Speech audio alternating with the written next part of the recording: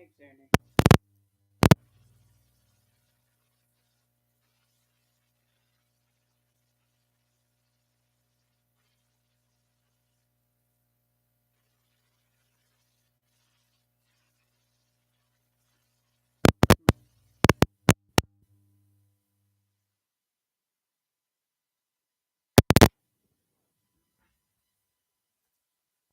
I'm working on it. Working on it.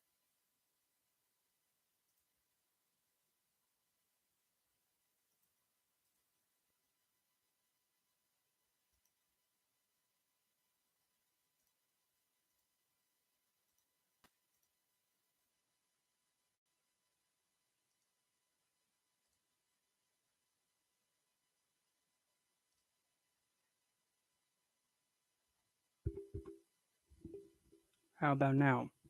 Can you hear? I hope I don't have to have it this close to my face. I hope not. How about now? Oh wait, that's the speakers.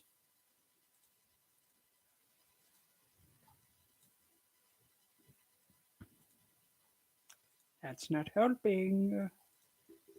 Here we go. How about now? Yay! Oops, sorry. I'm sorry if I just made you all go like, ah! I, I forgot. I didn't, put in the new settings for this big thing, but does my voice sound romantic, cheesy? If you say yes, I'm gonna be like, you're lying to me. Don't say that.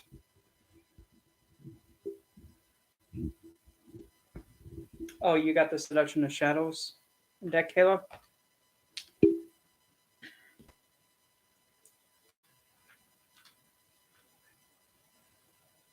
Okay, good. Because I tried submitting the deck with the box the exact same way, and they wouldn't say it because, well, according to the dimensions of it, it's not exactly precise, so you gotta do it again. I'm like, I'm not doing it. I'm not doing it. I'm not putting myself through all the trouble for it. So because I published the box first, and then as soon as I finished the deck,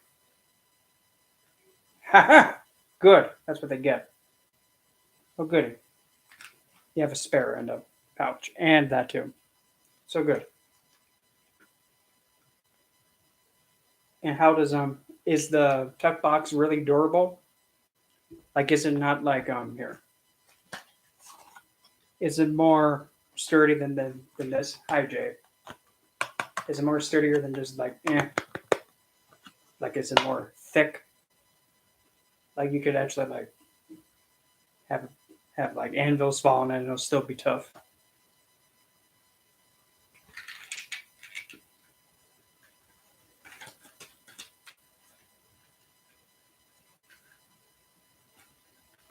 And also, how's the card stock without the yeesh having hiccups? And how's the card stock too? Is it holding up good? Because I know that the gilded edgings would have a different feel. Is it thick enough? Because if it's not made to,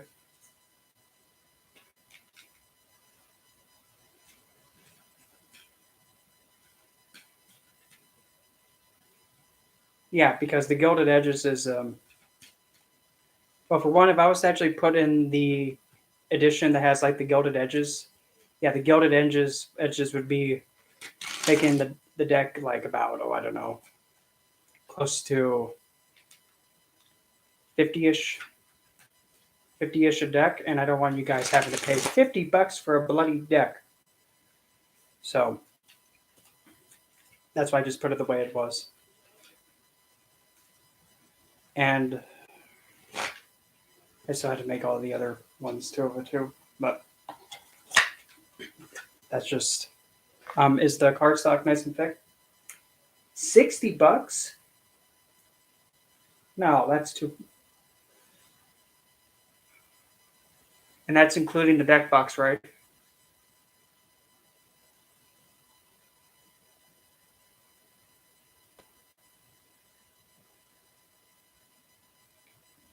Okay. Because the deck comes with a pouch and that on its own, but the deck box you don't have to get the deck box. It's just we're just trying to make it as cheap as possible. That's why I put in the pouch. The box was optional, but if you want to have a fancy box, okay. And when you have the chance to, send me on me Instagram. I don't care, stupid YouTube thing. Send me on Instagram like how the box came out. Because if the box came out good, well then good. If it came out like crap, well, make playing cards. We have a whoopsie. Fix it. You can yell at them instead of me.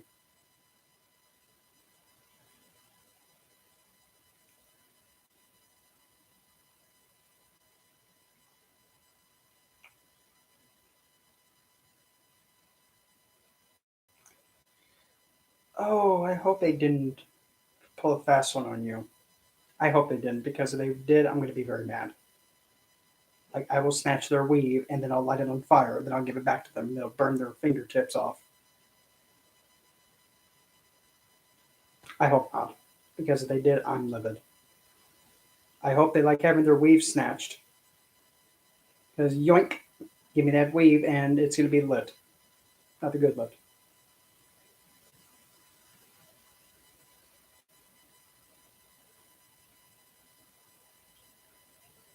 Oh, I see. Well, the big question then, does it meet your standards? Yes or no? Did it meet your expectations? Despite the BS thing that they did.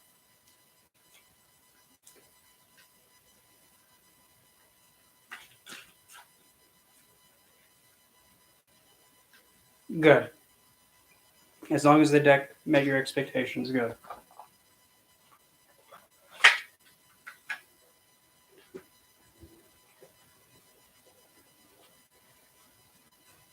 Well, I guess since if you've been the only one that's bought the deck so far, so I figured, heck, might as well have like the live stream video, kind of like showing the step by step to get the deck ready and in order. Let me just put these clothing away because I was going to play with them while on my live stream, but not right now. Okie dokie. So I'm not going to be doing any kind of fancy dancy woozy boo intro with them because I'm mad with it. So I'm going to grab a few things and then we will get right to it. Give me that.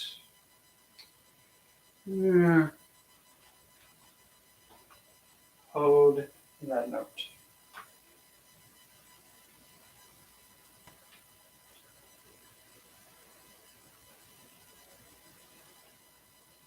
What the hell? Oh, right in front of my face. There's one more thing. One more thing. I'm not gonna let it instant smoke, so we'll just improvise with that. Okay. So.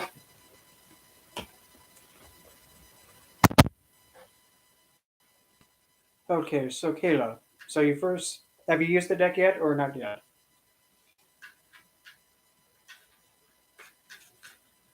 Oh, it's that smooth? Well, good. It was like the exact same thing I said, right? Like, oh my gosh, the thing is like silk or velvet. Like, yep. I mean, they print a really good job, and especially I love it when you do like that, like the little ruffle to get it cleansed and all that. Just a nice little. I love it. Just me though. So anyway, so I'm gonna give you a nice walkthrough for how to like charge this. Okay, good. By the way, use it or not, well, still, I'm gonna give you some pointers, and anybody else that purchases the deck, some pointers on how to actually get this deck ready and the whatnot. So to kick it all off, like say if you got it right out of the box, you'll have this sack thing. Let me turn the light on a bit more. So you're gonna have your sack thingy.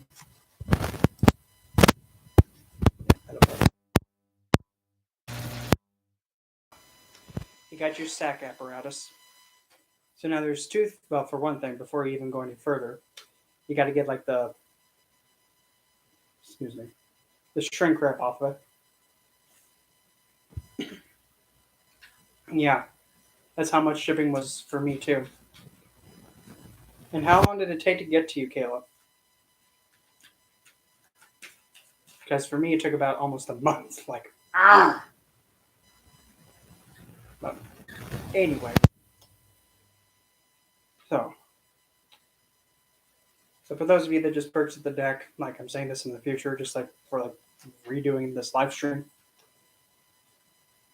Once you have the shrink wrap, about 2 weeks. Yeah, mine took about 3 to 4 weeks. But once you have the shrink wrap off, you can just have.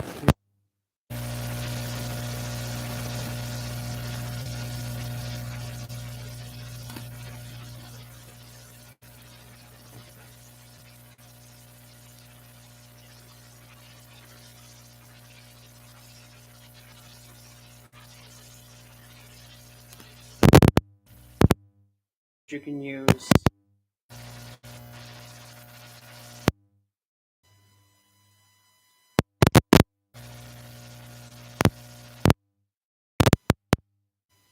And is it still working? Is it still working? That's odd.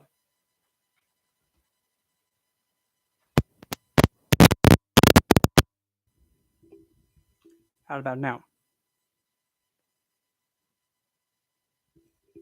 Good, yay, nay, meh. Okay, good. So I probably might have to make a Actually, it's good practice run anyway. So you're gonna have your deck out of the shrink wrap, and then there's a few ways you can go about cleansing and consecrating it.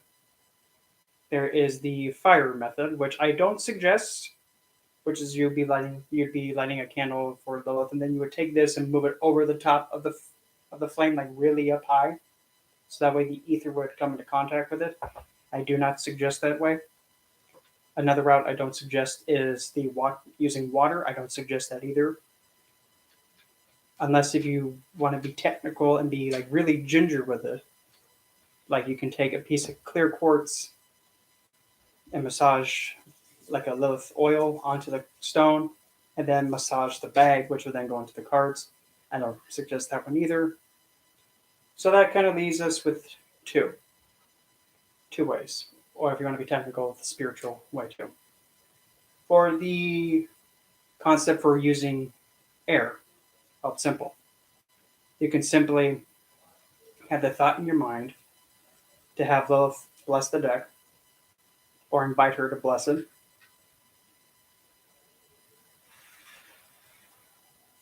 And breathe on it that way. Or you can light an incense of dragon's blood, or a specific incense blend that she would like trying to think. Jasmine would be a good one. If you're just having one scent, you can use jasmine, you can use rose, you can use cryptic woods, you can use black orchid, which is probably one of the best ones. Dragon's blood would be another one. Patchouli Patchouli might probably be like my last choice. Trying to think if there's any more. Myrrh would be a good one. But if you're using the incense route, simply just have the bag open, like so, but hold on to the cards while holding the bag, but just make sure you keep a good grip. So that way the smoke will go up into the bag, and then it'll fill the bag, and then just move it around through the smoke that way, and then flip it back upside down, close it like so, and then just hold it like so, and then you can invite her to bless it through that way. Or then there's the most simplistic way. You just simply take a piece of selenite, or if you want to use a stone that's most in line with her, like black moonstone, ruby, garnet, tugtupite, proselyte, shutterkite, any Lilithian stone. You just plop it in the bag. Then you just do the same thing again. You hold it, breathe into it, and then you just let it just sit there for as long as you deem fit. And as soon as you're ready to use it, that's when you remove the stone, and then it's ready for use.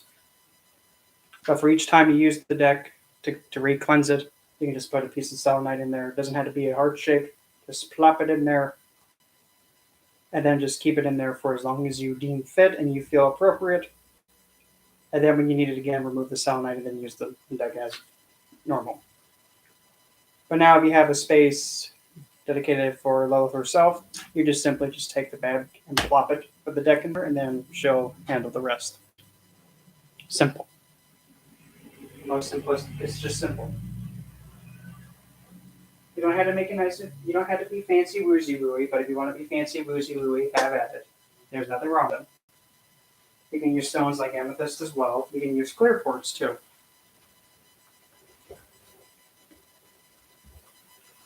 But now, let's say you have the deck and it's all blessed and it's all ready to go.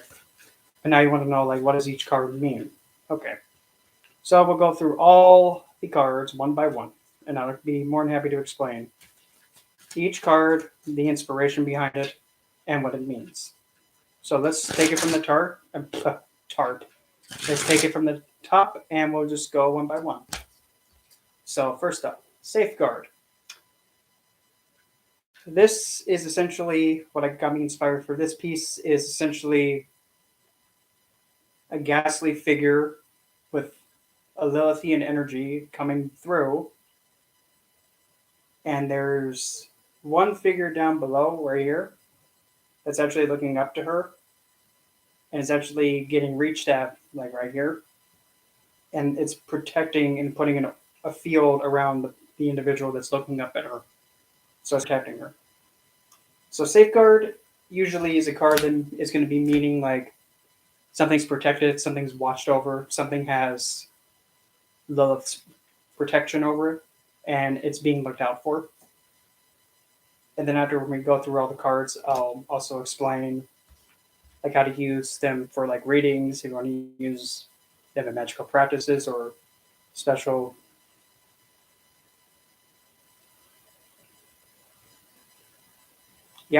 Yep. Because believe it or not, another thing of inspiration through the whole deck is that each depiction is supposed to have or some kind of alluding to a Lilithian figure throughout the world. So after when I go through all the cards, I'll show like some spread ideas and how to use it for, like, say if you want to use them in spellcasting. Riptoise. This one, pretty much I got the inspiration of having Lilith kind of be like doing fencing, as well as kind of being elegant, because riptoise is a French word for like blocking and evasion. So riptoise is pretty much just like what I just said. Riptoise usually is going to be meaning like if something is coming towards you or coming towards something, it's being blocked and deflected, but it's being evaded in an elegant manner. It's also showing rebellious. It's like a gentle rebellion, if that makes sense. Covet. So covet. Depiction kind of shows the way that I read about this one is having her just emerge out of the dark, like right in front of you, trying to get like, hey, I'm gonna get this from you. It's more like an extreme, your mind, I'm getting it now. And I kind of had her emerge from like the shadows into like human form, kind of like if you're familiar with like the Grudge Girl, kind of in a kind of a way, that's where I got the inspiration from. Like relentless pursuit and to get something from the target. Covet, well, is an extreme. Think of like kind of like the obsessive Rahu, like give it, give it, give it, give it, give it, give it. Yeah, violate. This one is essentially pointing to when she was disrespected and having her children be taken away from her by the angelic order. You can clearly see it on that. Of course, that's when something is overstepping their bounds, someone's acting out of line, there's someone being victimized, and the victim is being mistreated. And that one's probably going to be the best use for baneful work. Glamour. This one, I wanted to go with something that showed her being able to morph into whatever she pleases.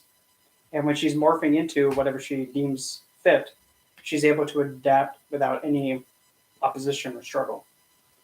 When it pops up, something needs to be adapted to, or pretty much rely on changing your appearance or going with the flow, but not being completely with it, but just using it as like a veil. Veil yourself in the normality, but don't become a part of it. Or use something to put on a facade to get you through. Now, Mystique. This one, I wanted to go with more of a sensual, like she pulls you in one direction, then she yoinks you out, then pulls you up another, then yoinks you that way, and then pulls you this way. Like you get yoinked over the place. That sounds so weird, but when Mystique pops up, make it appear like, well, when you have Mystique, the situation or the endeavor is going to require you to be on your toes and to think 20 steps ahead of whomever you're woozy wooing or messing with, and to not be completely clear on what route you're going with, but just keep whomever or whatever you're encountering or interacting with always on the toes and off and not on solid ground. Tauntalize. This one's probably one of the most favorite pieces of this whole deck. So Tauntalize, this depiction, I had her kind of like leaning over, holding onto like a crossbow, kind of like teasing, like, oh, you're never going to get this. Tauntalize, simple. Whenever Tauntalize appears, there's an energy of teasing or telling something that's desiring you, or even kind of like reminding you that, hey, if you really want this thing, you're really going to have to get it because it doesn't sound like you're going to be getting it. Or like if you're having this be put on somebody like as like a part of a spell work, you're kind of teasing someone with like, oh, you can have this. Nope. You got to be quicker than that. Oh, you almost had it. Whoop. And whoop. Nope, it is not going to be yours at this rate. You better try and grab it. Oops.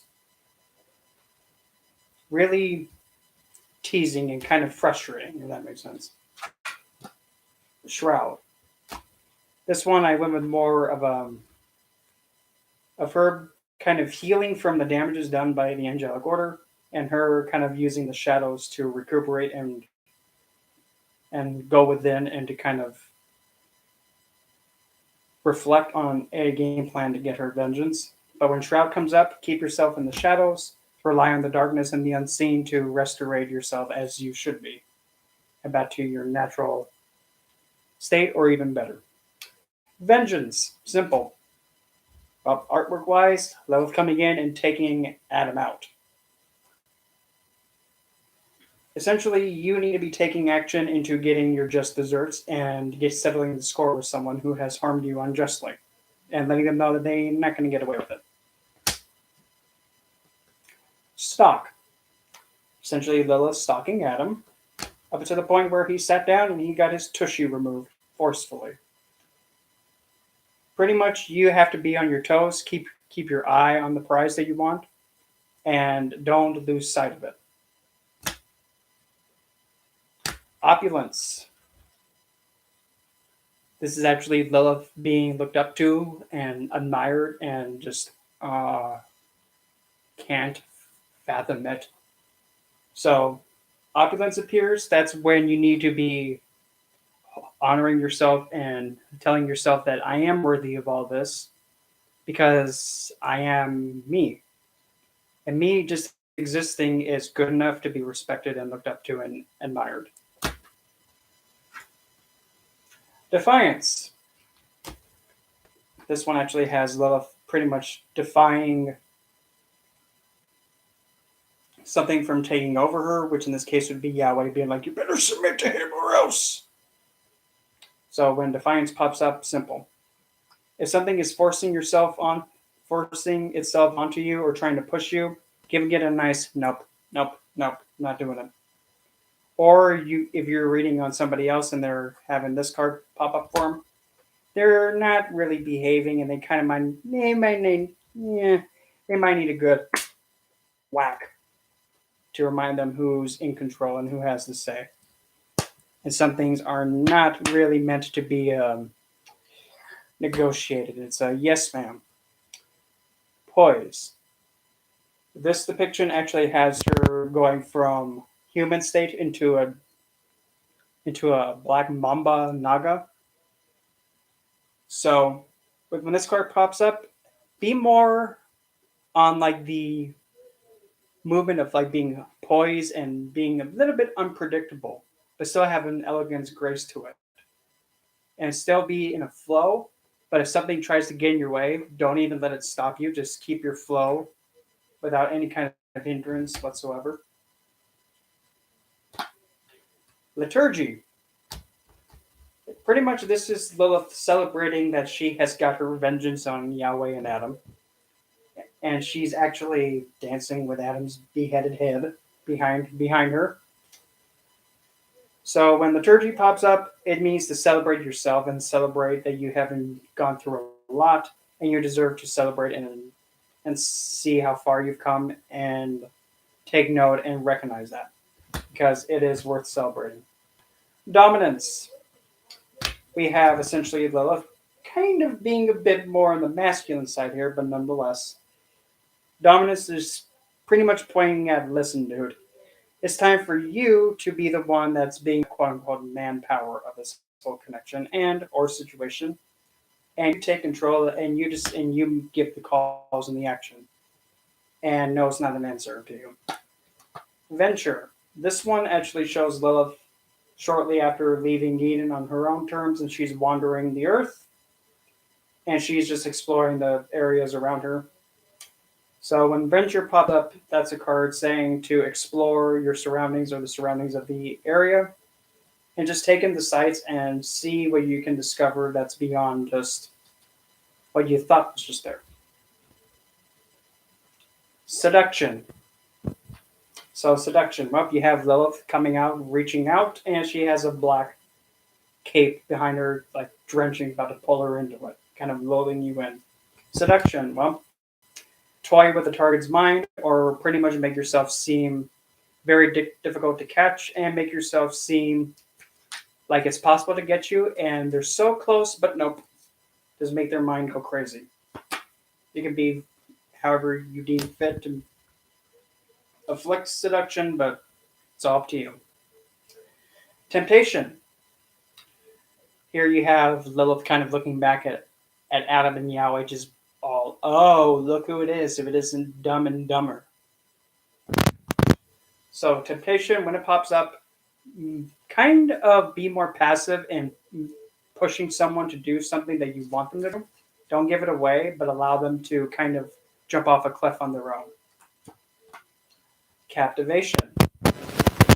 So captivation actually has her wearing a nighting gown, but also wearing some of the more darker tones of color, kind of like a dress. And she's covering like the front, and she has like the gown behind her. So when captivation pops up, don't give too much out and still focus on making what they see be what draws them in. But no matter what they do, don't give them any more, but they're drawn to you. Like what they're drawn to you about, don't give them any more of it. Like if they're drawn to your intelligence, don't give them any more of your intelligence. Make it a bit more difficult for them to obtain than just like, up here you go. Begrudge. This is Lilith after being violated from Yahweh and Adam, where she's out and about, walking and trying to get her vengeance and planning it. But in the meantime, she's trying to explore the world and not let it have her be held down. When begrudge pops up, take a moment to reevaluate the situation you were in and think, how am I going to get, how am I going to satisfy myself after all the harm that's been done to me? And what can I do to ensure that the damage that was done to me has its just desserts be given back? So that way it's known that nobody messes with me again. Adaption. Essentially, Lilith is becoming a Naga. So adaption pops up, be able to go from state A to state B to state C, and being able to put yourself in any situation that can possibly come out of this situation. Allurance. The depiction has Lilith holding onto a crow or raven figure, but she's kind of in a posture where she's leaning and kind of being a bit of a tease with it too. So the way that you would go about reading this card, when it pops up, rely on your intelligence more to take the actions to pull something or someone towards you, but still allow your mind to run a little bit wild with your strategy in carrying such a tactic out. Haunt. Now this is Lilith turning into a ghastly ghost figure and essentially being right behind Adam most of the time. So when Haunt appears, be more on the unseen part, so doing your occultic means like sending nightmares and night terrors or hexes or curses at someone that's harmed you, and be relentless about it and don't stop. Or this can also be a sign that maybe somebody's doing it towards you, so keep that in mind. Deception. Probably one of the best cards to get in this deck. If you pull Deception for yourself to see how you should go about a situation, Deception simply says, just do what you have to do to make yourself seem like, oh, I'm innocent, and then, oops, pull the rug out from underneath them. And then laugh as they go tushy first, and they break it in two. So they have two splits down the middle. Oh boy, here comes the big word. The big word with a P. Potricantonius. I'm not going to say that again. Potricantonius. Essentially, this is showing Lilith as she is as a divine dark goddess figure. And the word means intense beauty. So when this card pops up, focus on, Potricantonius. It's a big word, I know. It's not even used that often anymore. Potricantonius. But when it pops up, really focus on making yourself beautiful by your standards, nobody else. Slither. Now, this one, you have her moving like the snake. Is she moving in a way to allure, moving in a way to intimidate, alluring in a way to kind of mesmerize? How is she moving? That depends on you. But when it pops up, mainly focus on your way of how you're carrying out the situation and responding to it. Mainly be aware of 3 or more ways that you can go about the situation than just the one. Vixen. When Vixen pops up, you have a depiction of her turning into like a figure that's kind of teasing the intended, which is the one looking at the card. When Vixen pops up, make yourself seem playful, but don't let it allow it to get too close. But when it gets too close, you can take a big chomp out of it, or you can swing at it, just to make it known that, hey, I'm unpredictable, so respect it. The Devil. Everybody likes this card's artwork for whatever reason, and I don't blame them. I love it too. But Bedevil, whenever it pops up, that shows that, oh, it's time to be extra cruel to whomever has harmed you in the current moment. Or, overkill it. Whichever is deemed fit by you, overkill it. And the depiction is based off of Daji from Chinese mythology. Next, Masquerade. Masquerade pops up. You simply you put on a front, you put on a show to make it look like that you're the least likely to pull anything or act. But that's the thing. When you are the least likely to be expected, you're able to get through and do whatever you need to do for yourself without being detected. And you could get away scotch free. So Masquerade is best to be applied when, like, say if you're trying to get a promotion, and then what you do is you actually send an email as, like, say for an example, the competition that you have, you send an email as them to the supervisor saying, you know what, I don't want this position. But you're masquerading as them, you're putting on a facade as them. So now the supervisor will actually give you the promotion instead. Just an example. Animalistic. Here we have Lilith turning into a fox, being animalistic, turning into an animal. It pops up, become primal. Let the root chakra and let the animalistic side of you out, like table flip, like, ah! And then let the instincts flow. Veiled. Now this one actually has, hello, Kara. Now this depiction of Lilith actually has her in the back as the ghostly feline figure. When it pops up, use this time to actually keep yourself in the shadows and masked. That way nobody can actually really realize what you're trying to do, and then when it's too late, jump, not chump. Lament. So Lament actually has Lilith weeping and being in a state of sorrow after all of her children being killed by White Angelic Order. So when it pops up, stay in your feelings and feel out all how you feel and just embrace all of it, good, bad, and dreadful. Then from there, have your action plan. Majestic. This actually has Lilith in her natural exalted state. Essentially, she is in the primordial form at her highest state, sitting on a platform.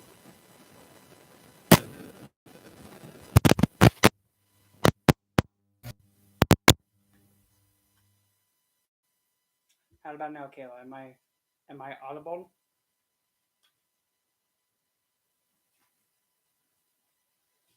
I don't know why it does it once in a while. Okay, good. So when Majestic pops up, think of Majestic as essentially you're stepping into your highest point, or your best possible state of being is, depending on the spread, where it's at. Apothesize, which is the other dark card of the deck. Essentially, Lilith is returning back to her majestic state, which is funny because these two are supposed to be right next to each other in the layout. But Apothesize pops up, you need to step back into your divine state and being aware that, hey, I am hot, and I need to flaunt myself like it. I demand the respect and the whatnot. Evasion, pretty much you have Lilith just elegantly saying with it and just dodging out of the way. It pops up, you need to be more on your toes and be more aware of something trying to cause some kind of harm or damage to you, and being aware to have it just be completely whiffed, like sidestepping it. Or something that's coming to get you, like if someone's throwing a curse, just dodge it, or use your magical practice to completely return to sender it or mitigate it. Emergence.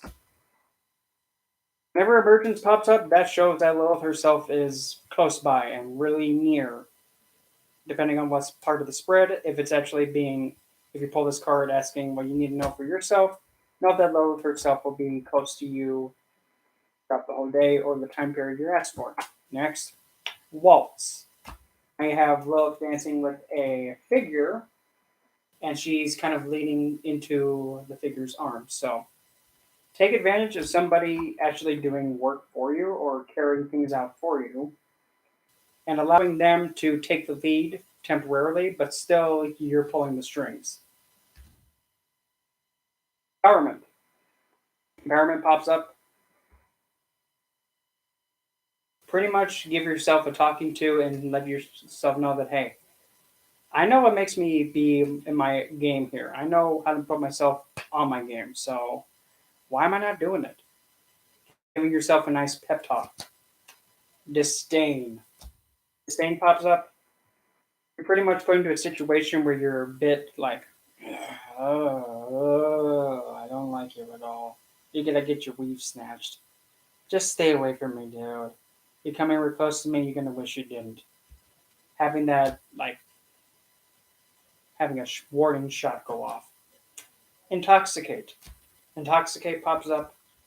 Either have yourself become intoxicating to another, or pretty much allow yourself to take in the surroundings or the situation and to see more than you can see in your just everyday viewpoint. Allow your perspective to change and flow. A gamble. It's very similar to waltz, but in this case, you're playing hard to get. You're not making it easy for the other person to take the lead. You're making them work harder in order for them to get any kind of control. Sempiternal. Essentially, when that card pops up, make your presence or like your involvement in the situation, make it have a permanent mark on it. Be it good, bad, that's up to you. Exaltation. Exaltation pops up. That shows that some way, shape, or form you're going to be in the state of being where you're going to be at your highest dignity, or there's going to be a figure close by, or say if you're reading this for somebody else, somebody's in the position where you want to be, and you should take them down off of it because that's yours, not theirs. Admiration pops up. You're being woozy wooed and fangirled or fanboyed at afar. So whenever you have admiration pop up, allow yourself to be charmed by them, but don't let them get anything out of it. Exordium. That's the sign to take in and begin something brand new and to take the first steps with it. Spellbind.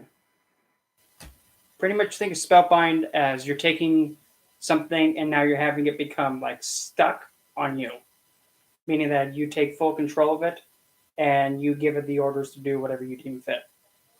You're in control, not them. Glissade. Boy, Glissade's probably the brutalist one of the deck. So Glissade. When Glissade pops up, that's when you are advised to go Hong Kong Fooey and overkill in any way you deem fit onto something that's harmed you or caused damage to you, and be relentless with your swings. Entrapment. When that card pops up, pretty much make the situation and put a booby trap so that way when they do step into the trap, you catch them hook, line, and sinker, and you kind of expose them for any kind of harm they were planning on doing to you. Pretty much lay a bait and then have them take the bait, and then you knock the wind out of them. Bewitch.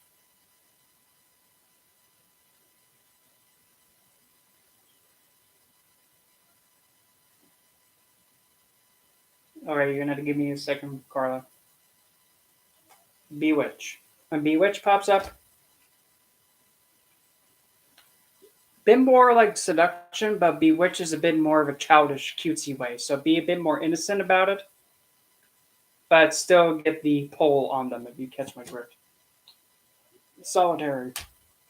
Solitary pops up, meaning that you have to rely on yourself and put yourself first and do what's best for you first over everything else in the situation.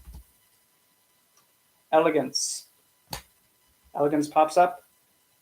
The situation that you're in or involvement requires you to be in a really flow.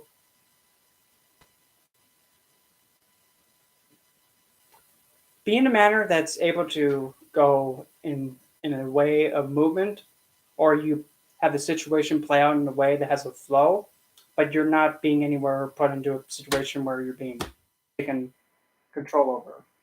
Make yourself seem hard to get when you're ebb and flowing away. Adjudication.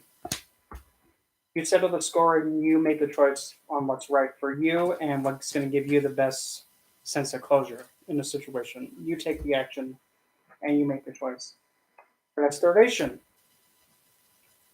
Focus on yourself, recover yourself, and make sure any wounds that you have lingering or you're harmed that are still taking a toll on you, get those mended first before you proceed with anything else onward. And the last but not least, the last card is Galvanize. Galvanize is saying you better be flaunting your stuff. You put yourself out there and let the world know that, hey, I'm hot stuff. So I'm gonna flaunt it, and if you don't like it, well, I'm gonna flaunt it anyway. Like put yourself into high gear. So that's all the cards for that.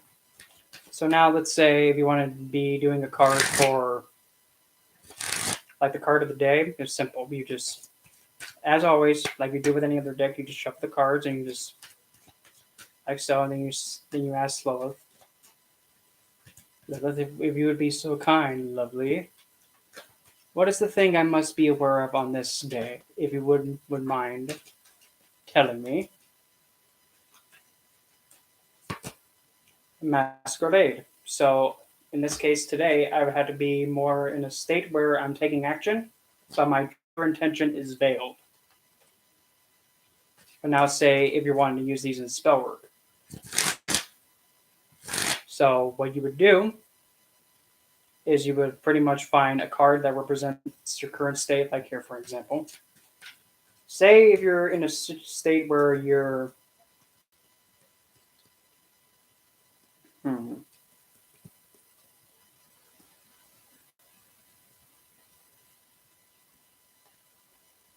say if you're in a situation, in a stance where you're not being respected and you're being, yeah, begrudge is my favorite. Yeah, I love begrudge too, especially with the eye in the corner. Yeah. So you have violate. Like say if you're currently in a state of violate, you would say this is the current state, and then from there you would then choose the card that would actually best mitigate that violate card. So in that case, since the situation at hand is having you be disrespected and not really being considered, and you don't have to use just one card, you can actually combo it. That's the best way to put it. So you can choose, for example, one there.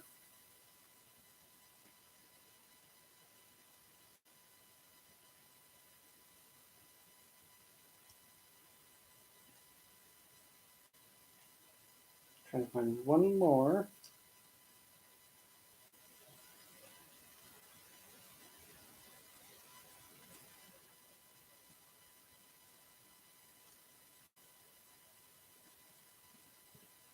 There it is.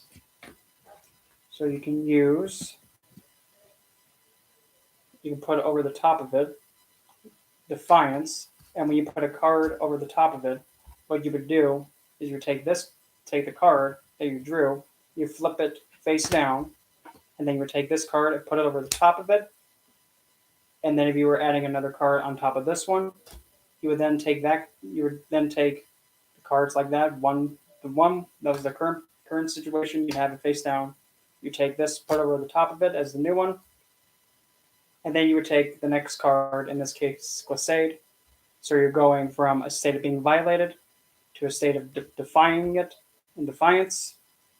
And then the route that you're going with defiance is going to be Glissade. So then you would put it over the top of it as such. So then you would also include a little chant like so.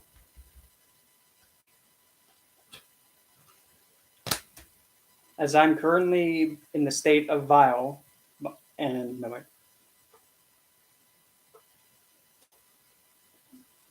wait. There's no real chant you have to pretty much be set in stone about. We can do whatever you deem fit. As the state that I'm being in, do nothing but be a violation of me. Defiance within it, I now stand, and thou that harmeth me, I glissadeth upon them, as an example. And then when you have that be played out, you then focus on that, and you can repeat it over and over and over again until you deem fit that it's been done. Hello, are you getting more? But that's just an example. And really, the good thing about this deck, there's no right or wrong way about it. And if you want to actually communicate with Lilith herself, you just simply invite her to come towards you, and then have her pull whatever card she deems fit that she needs to tell you, and then she'll just pull what needs to be said. And then when you're finished with it, you just put it right back into the sack, and then put in the stone that you would want to put with the deck, like black moonstone, whatever you deem appropriate, and then you just fold it up and you put it wherever you want to store it. Nice and simple.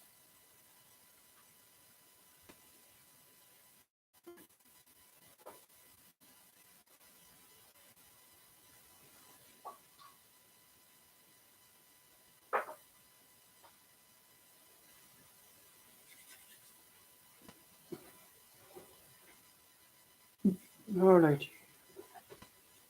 Okay.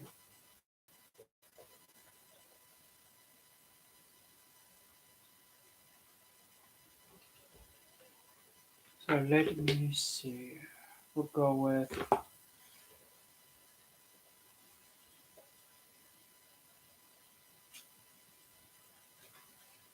okay, Carter. Let's see.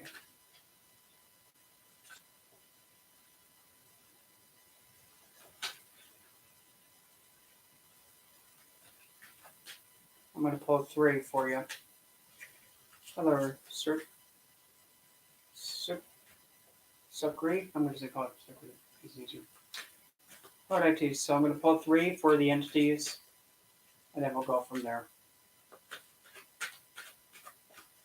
First blood we have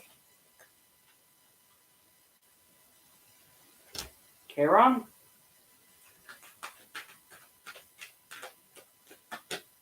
Then we have Leper King.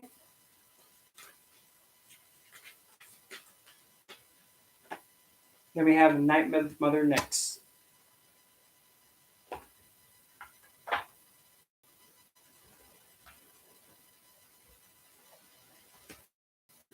So, next I'm familiar with Charon. I'm not that familiar with, and Leper King I have not the slightest. So let me just get an idea from this my book, and I don't want to go like overkill depth into it, but let me see here. Because I don't want to give you information that's going to be like,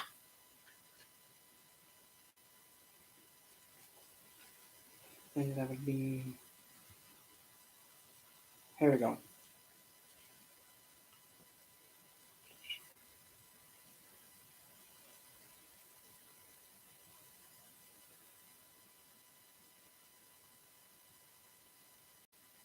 Okay, I see. Makes sense. So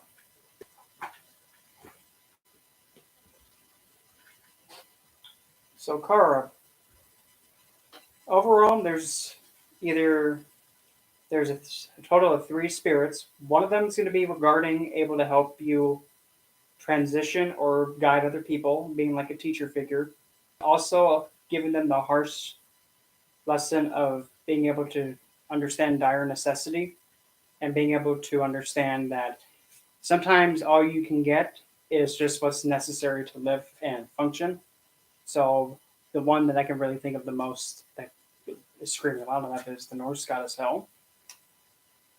That's one of them. Night Mother Nyx, that's another one. And Night Mother Nyx is probably, if not the oldest divine figure to exist.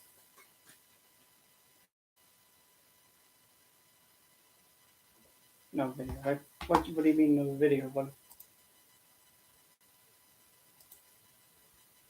No video as in like you can't see me, or no video as in like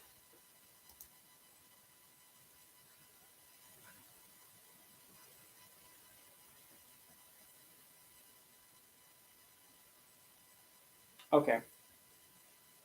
But Nyx is essentially being the oldest goddess and divine figure to exist. And in other belief systems, you're looking at not Nox, Mot. Essentially, Night Mother, the oldest, the darkness, the shadows. And from the darkness comes everything else. So, Night Mother. So, essentially, the darkness is probably going to be your best, one of your best ones, and what you're going to be the most close with. And from the darkness comes everything else. So, without the darkness, you can't have light. But then again, somebody would argue saying, well, how can you have darkness without light? The thing is, all that the light is the awareness of the dark. Because the light is just showing, oh, look, I can see right here. Darkness surrounds everything. So if there's no light, there's only darkness. Darkness is not bad, it is what it is. Very heavy on seeing without your eyes and seeing what you can see without your senses. And the Leopard King, essentially you have a figure that's, that was outcasted, but then again, after putting in some hard work and proving himself, he's been bestowed this power of self-respect and demanding respect from everything else, and not being afraid to take a stand for something and having faith in oneself. So any figure that would be in line with that I'm not really sure of, but you can go towards the Leopard King, but I can't give any more information on that because I have not worked with them. So at least that's what I get. And the three that I've just mentioned for you, those are all entities that want to assist you.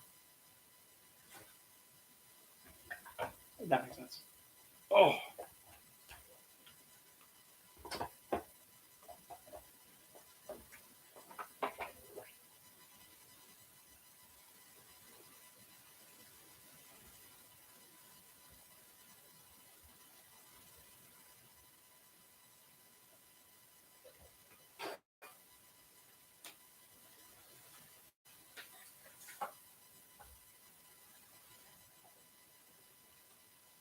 Melania? Yeah.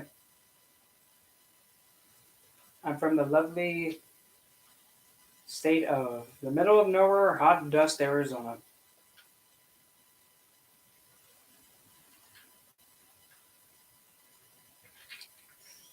Um, Not really, because the thing is, Melania was actually born from Demeter being violated by Poseidon, and she's the goddess of nightmares and night terrors. And she's also another goddess that's actually wearing a gown made of saffron, like Hecate.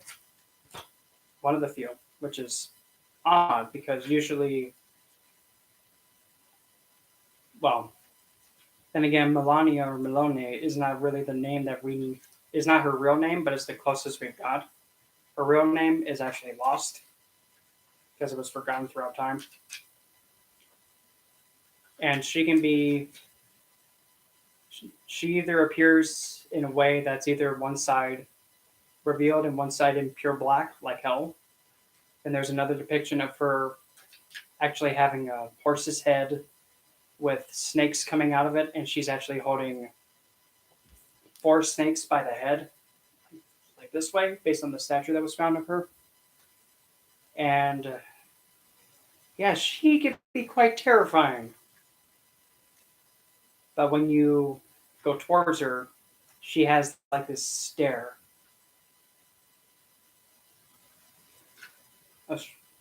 That I have no idea. Sometimes, once in a blue moon, my stream decides just to be all. Sometimes, like, has a bit of a derpy McDerp moment. But I'm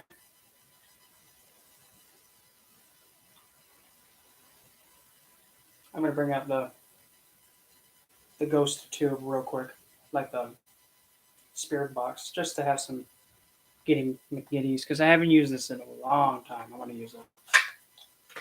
But before I do anything, let me grab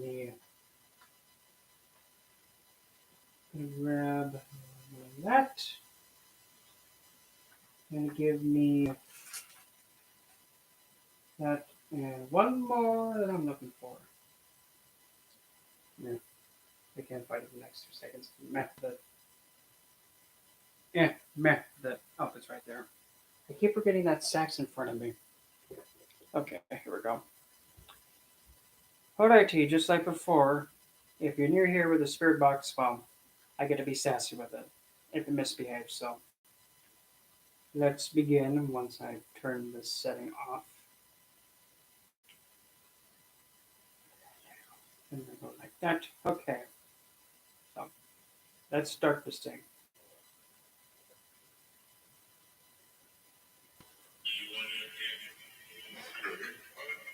Hold on, Cupcake. One at a time now. Stop that. Don't you be pulling those G strings. Come on now. Huh? You may speak, but don't be dim-witted.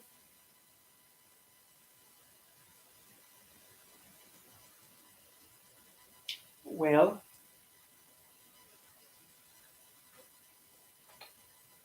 you. Oh,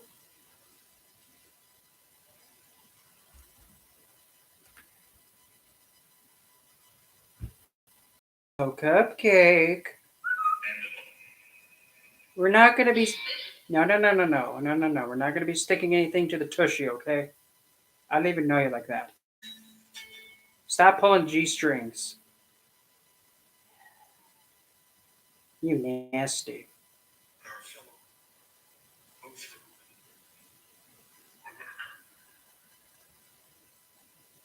That's some good English you got there.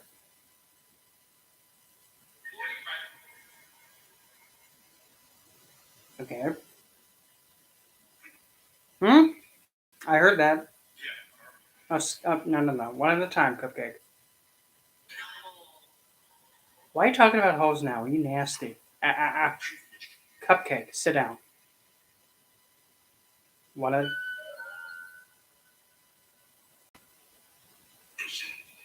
Honey, one at a time.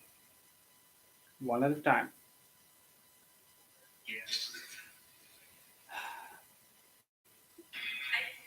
Do I have to treat. Okay, I'm talking. Do I have to treat you like children? Cupcake. Don't make me ask you again. Stop. One. Okay, Cupcake. Nope. No, no, no, no, no, no, no. No, no, no, no. No, no, no. Sit. Sit. Now we're going to wait until you guys stop having a hissy fit and then we'll try again. So you're in timeout. Nope. No, no, no. Don't be hissy fitting. Your fault, not mine.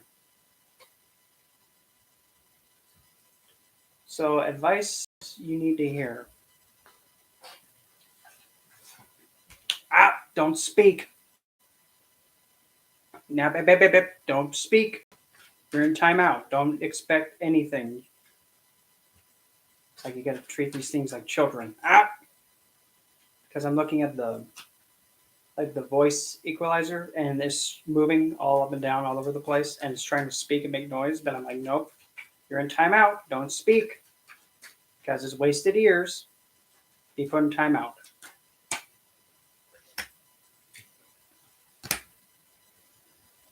Okay, so Sukri.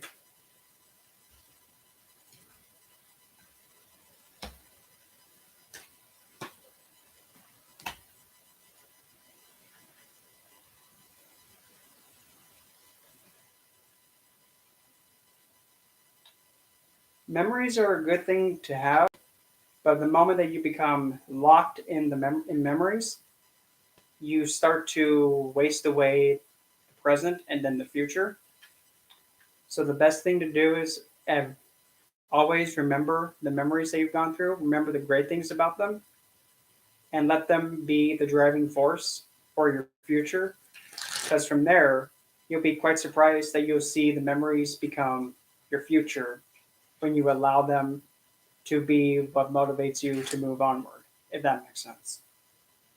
So don't let your past memories keep you trapped and waste away your life, but instead let those same memories be like a blueprint of what you want to experience in the future.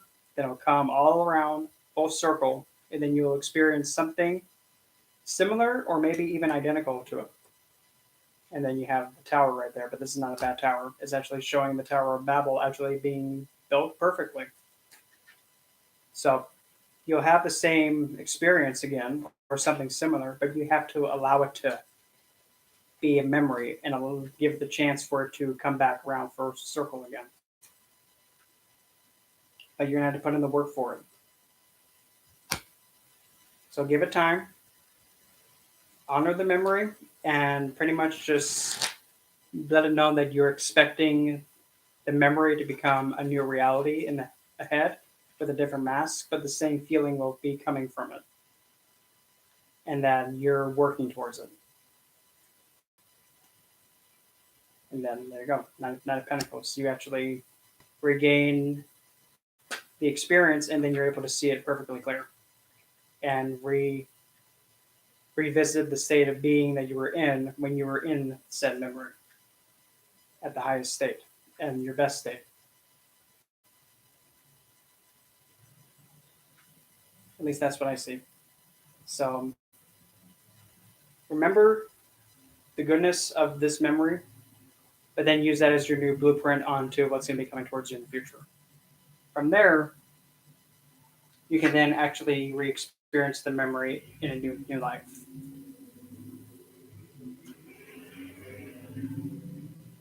Why the heck are you riding your motorcycle at? What time is it? 9 o'clock at night? Careful. You might wake up the whole town. Anyway, let's hear what the spirits have said. Don't speak yet. Okay, now you can speak. 3, 2, 1. Hi, Cupcake. App, one at a time. What?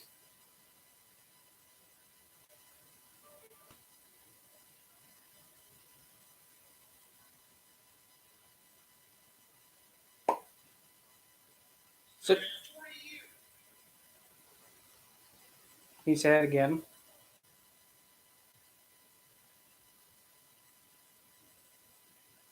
Could you say that again in a way I can understand it, Cupcake? You heard me. I didn't stutter.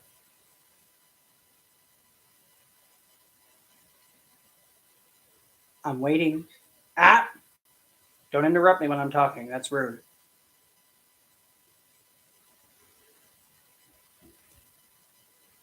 Well,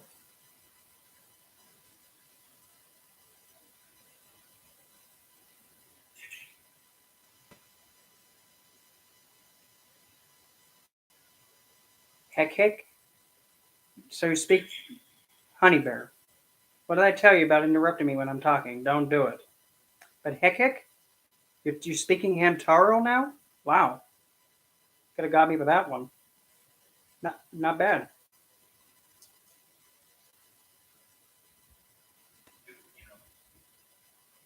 What about the Book of Enoch? What about it? You're what? What about it?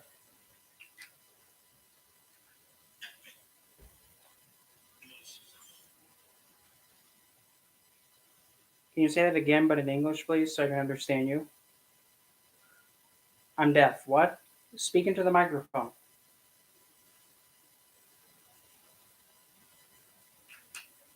Huh?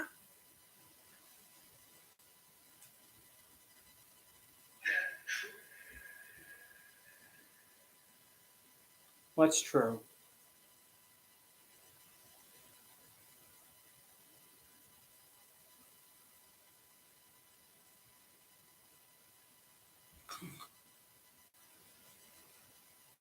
Oh, I'm sorry. I thought you weren't going to be saying anything, so I fell asleep.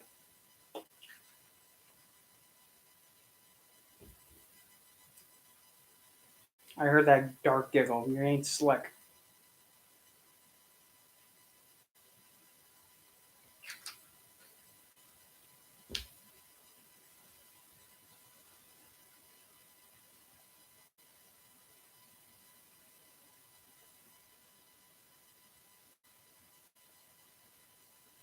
Guess it must have not been important then.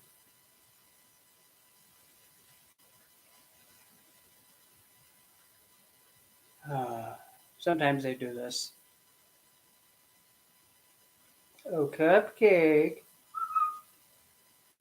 milkshake, honey bear, yoo-hoo.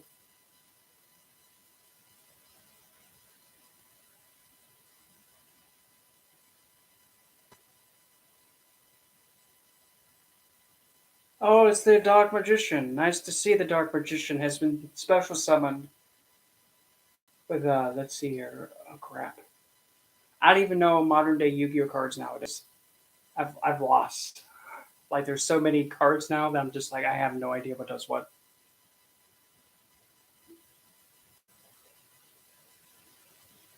Well, well, back in my day, and we're talking about my day, many moons ago, back when this kid was, yeah, I was just in my senior year in high school. Hey, hey, oh, now you speak, and now you speak. Aren't you just funny? Let me just put on my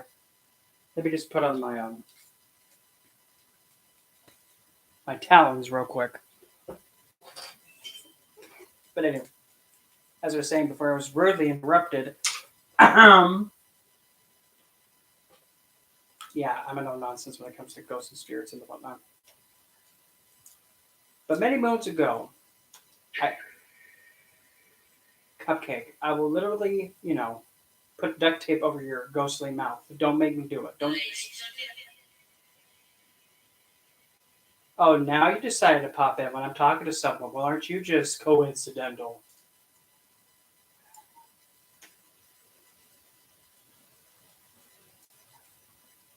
I heard that. You're not slick.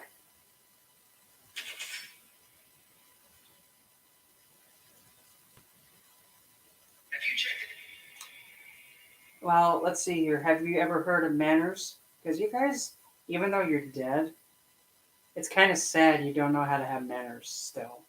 Wow, I thought for being, I don't know, kicked the bucket for so long. Don't you think you would have learned how to keep your guys' mouth shut? I mean, I'm just saying. Oh, get wrecked. I mean, when you're dead, you have all that time to become aware of everything just like that. But you still choose to be rude and inconsiderate and stupid. Oh, get wrecked.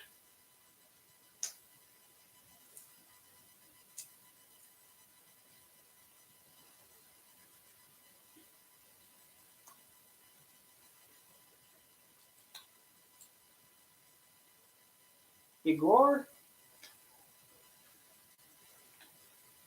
pretty much that thing called desire that you have, what you long for and want, that's good enough. Stick it, prick. Rude. That thing that you have longing for and desiring, that's good enough to say, I'm going to go get this now. Something's in the way? No, it's not in the way. It thinks it's in the way, but really it's, nope, move it. Oh, the thing I want's behind this person? Hey, fatty, scooch, get out of the way. Come on, fatty, move it. Don't make me, poke you with this. Move. Hey! Should have moved. Get out of the way. Oh, she scratched me in the face. Ah, I'm blind. Yep, should have moved. Move it. If you want something, you're desiring something, you see what you want over there, go grab it. That's good enough. That's a good enough stamp of approval. If you want it, if you long for it, good enough. That's your approval to go get it. Something's in the way? No, it's not. It's only in the way because you're allowing it to be in the way. All you have to do is scooch it out of the way. Excuse me. Then go get it. Simple.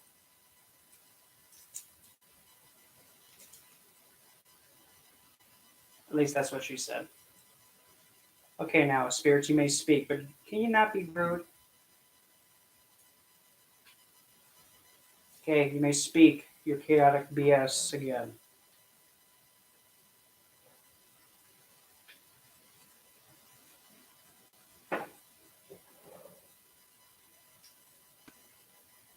But yes, the Dark Magician. Oh, wait, let me turn this off so that way they won't be rude again. But Dark Magician, many moons ago, back when I was still in my senior year of high school, I used to run a deck that was the Ice Barriers. And literally everybody that was in this town that I live in still. Back then, everybody refused to play against me. Nobody would play against me.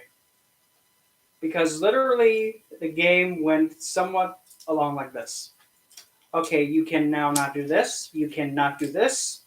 You cannot do that. You cannot attack me. You cannot use spell cards because they had Secret Village of the Ice Barriers. I mean, it was Secret Village of the Spellcasters.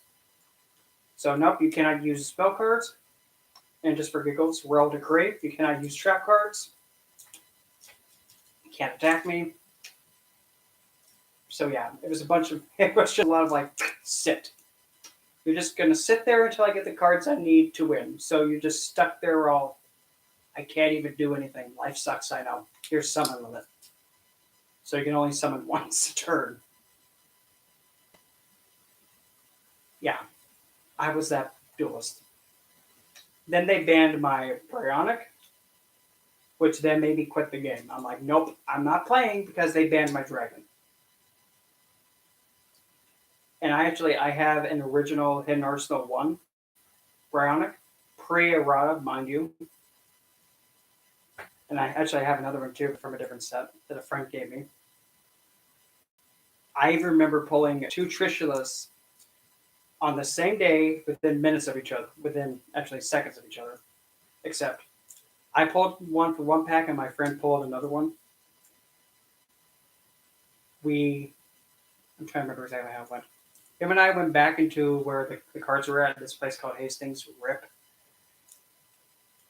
He and I were just looking at like all the Hidden Arsenal 4s, and he's like, which one should we get? And I'm just looking at them. And I just grab one, and I grab another one, and I say, okay, we're going to buy these 2. Are you sure? Yeah, let's go buy them. We go up and we buy them. We go over to the little cafe spot, and we sit down, and we are holding 1 pack each. And then right before he opens his, I told him, Zach, stop. Put it down. What do you mean put it down? He put it in my hand. What do you mean? Put it in my damn hand. Just going to be both these packs. No way, Brendan. Prove it. Open it right now. He opens it. First card over. There's Trishula right there. And he looks at me like, Trishula. I'm like, I know. No way, Brendan. Don't tell me that you knew this. What else did you get? Open it, Brendan. Okay, but you insist. Open mine up. First card I flip, Trishula. He looked at me like, you are a witch. I know.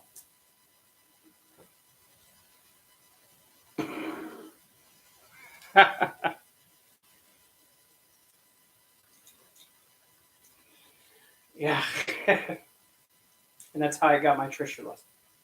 I got my Grungner from pulling it from. Actually, no, I didn't pull my Grungner. I was given that and my Duloran by a friend of mine, along with 2 dance princesses. For my Bryonic, that was the first monster I pulled. Yeah, that's when I just say this whole. Go to your. Well, I was just about to ask if you got your message okay, but for me, I mean, I say the archetype was meant for me and built for me. And even they even got their own structure deck, but nowadays, just like how modern Yu-Gi-Oh is played, it's too slow, I think.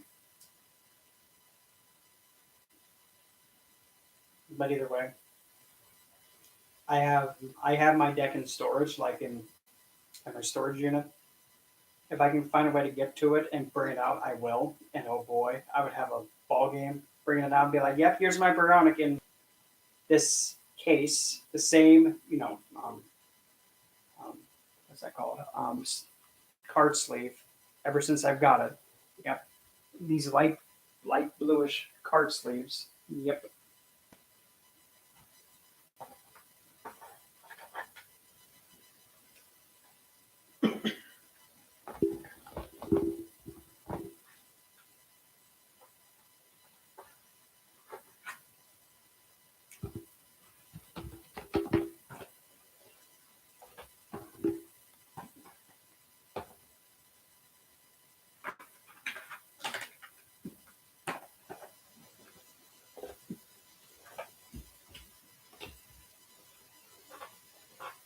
Now, you want to know what's really awkward? That awkward moment when you're just trying to play your own archetype of monsters and cards. You're only just trying to play your own archetype, and everybody keeps playing your monsters and taking them from you like cupcake. Why are you using me ice dragons? Get your own. Well, it's nice to know that, if it wasn't for me, other people wouldn't have their overpowered decks. So overpowered that they had to ban it. Thanks, guys, you ruined it. No, you guys had to ruin it all and get my dragon nerfed. Pricks.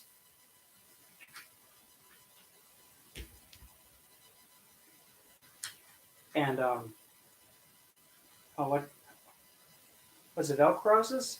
I think that was one that actually used my dragons as body armor. Yeah, it was a ritual archetype. Yeah, those guys. Why the heck are you doing that to my dragons? Come on now. Why don't you get your own way of, getting armor and stuff like that? Why don't you take it from, what's his face? Why don't you take it from, the Ring Dragon of Ra, Slifer, and Obelisk? Why don't you take it from them instead of my ice monsters? Come on. But no, we have to take it from, these legendary monsters instead. Ugh. Why? Why?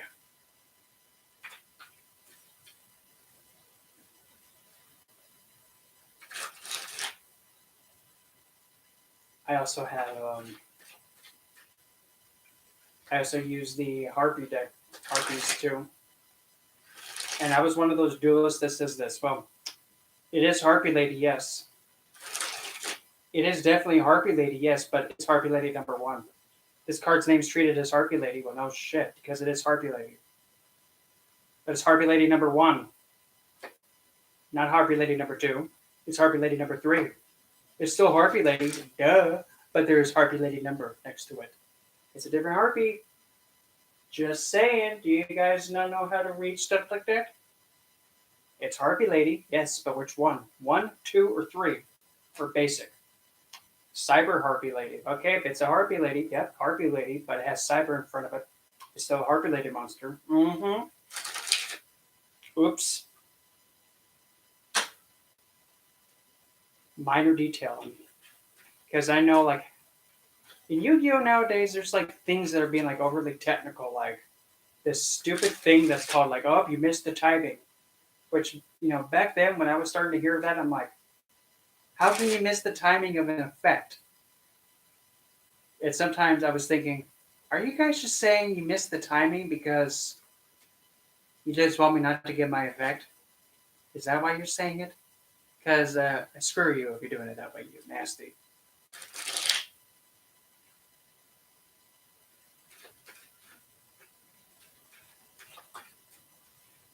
What was another deck I used?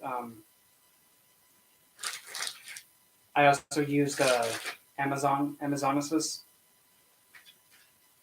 Yeah, that was another deck I used.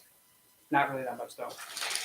I really wanted to use my White Knight Queen in one duel, but I couldn't have a chance.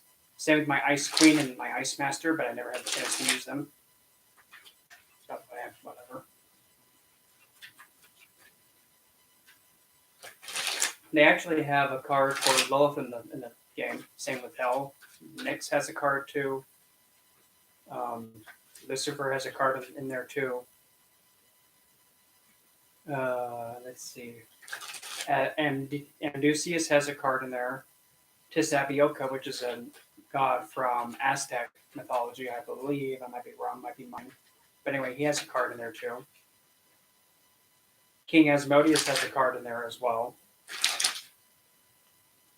And Lucifer Refucal has a card in there, but it's Nurse Refucal, the fallen one. That's a card kind of based off of them, but a feminine version of it. If for some reason Joan of Arc's in the game, sing Joan. Okay. Okay, whatever you say. If you insist.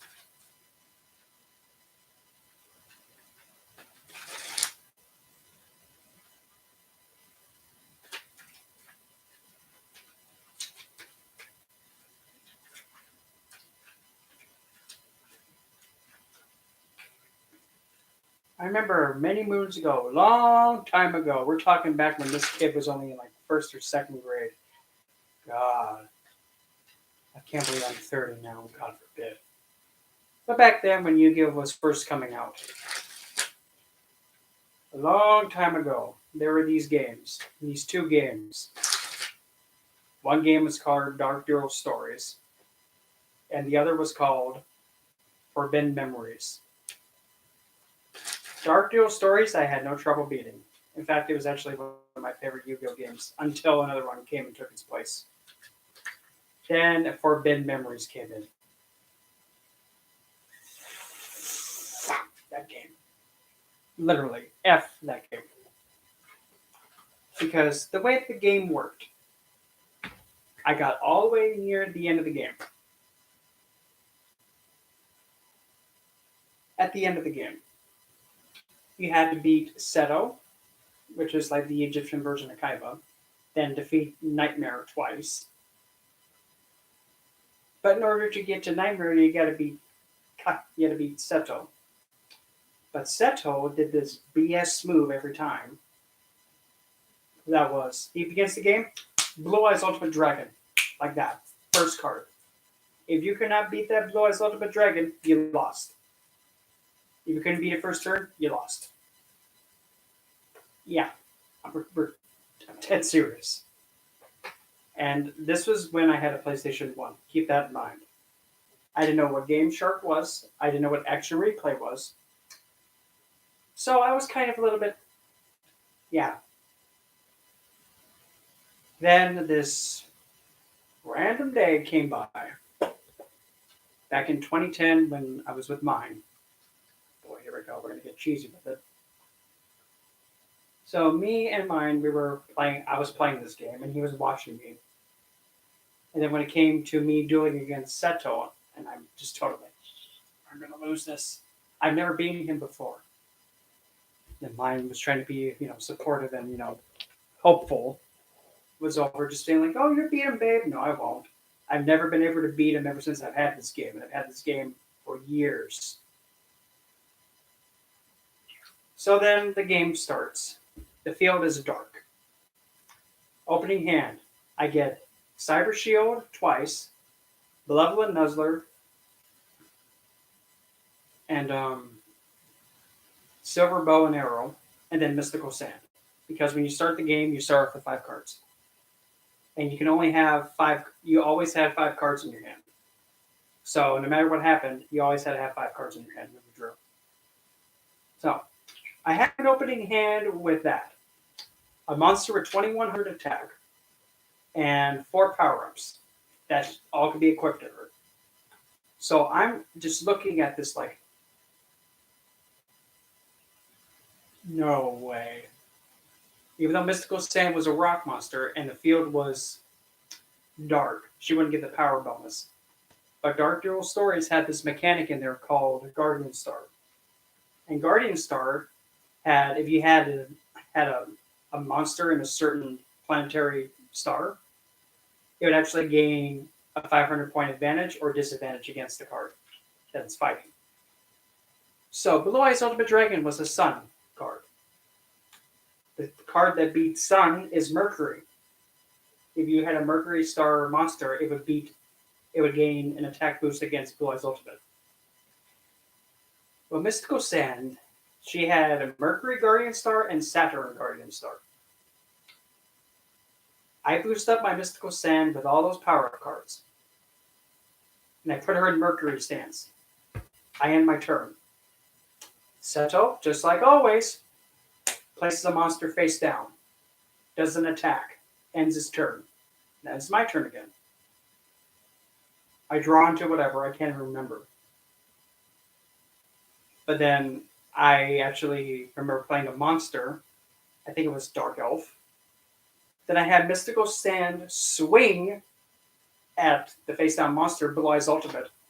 4,600 attack, beats it over just 100 attack, kills it. And Dark Elf goes in, whack for 2,500, and they had 8,000 life points then. End turn, he places a monster in face down defense position. I just completely overkill and wipe the floor with him from there. And then after when I beat him, I'm looking at mine, I'm like, you have no idea how long I've been trying to beat this stupid bastard. I just beat his ass. You did? Yeah, I hope this is the end of the game. Come to find out, I had a duel against a Nightmare twice. But Nightmare, Nothing compared. In comparison to type than to Settle. But after when I beat Nightmare the second time, and the end credits came up, I looked at mine and I said, I just beat this freaking game without a game shard. And it's known that the only way you could beat this thing was with a game shard to get like certain cards and to have like a really potent, unbeatable deck. I just beat that without one of those things. I don't care who you is, being that game without any kind of cheat whatsoever, legendary. Yeah. And on the PlayStation 1, mind you, back when, download like specific things onto the PlayStation 1 because I didn't know how to even read stuff like that. And because of that, that's why Mystical Sand was my first favorite monster out of all the cards. She was my first favorite. Because literally, she was the one who got literal play of the game, the play of the century, play of the entire card game by just doing that, beating Boy's Ultimate with 4,600 attack by just 100 attack points and just taking the game. And she was a Japanese exclusive until recently being released into, I can't remember which set, but she got released finally, but it's like, why'd you wait so long? But she did get the recognition of actually getting the secret rare holographic. I can't remember what it said, but yeah. Achievement unlocked. And back then, with Dark Hero Stories, Forbidden Memories, and also Duelist of the Roses, the deck I used to run was always female monsters. And all my friends used to make fun of me. You're using girly cards. Oh, joke's on you, they can use more power-ups than your monsters. They can use Electrical Whip, they can use Cyber Shield, they can use Malevolent Nuzzler. Those three cards that I just said can be used by female monsters. Yeah. And heck, it was ladies who took the cake from Settle that duel. So it's like I don't want to hear nothing about ladies not being able to handle or take anything. Well, they can beat the heck out of Settle. Well, there you go.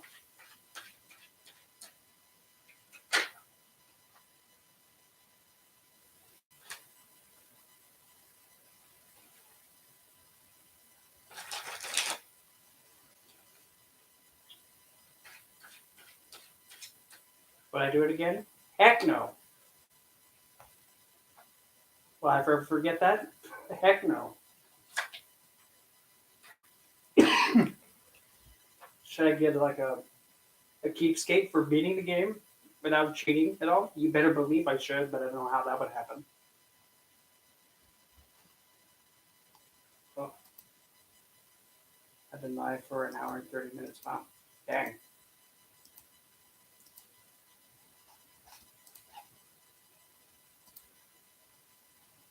Let me close that, put that back in there.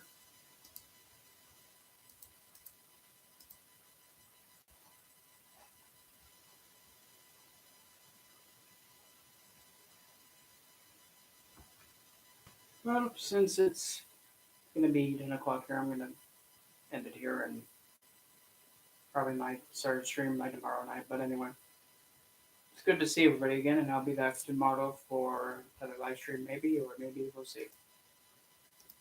Have a good night, y'all.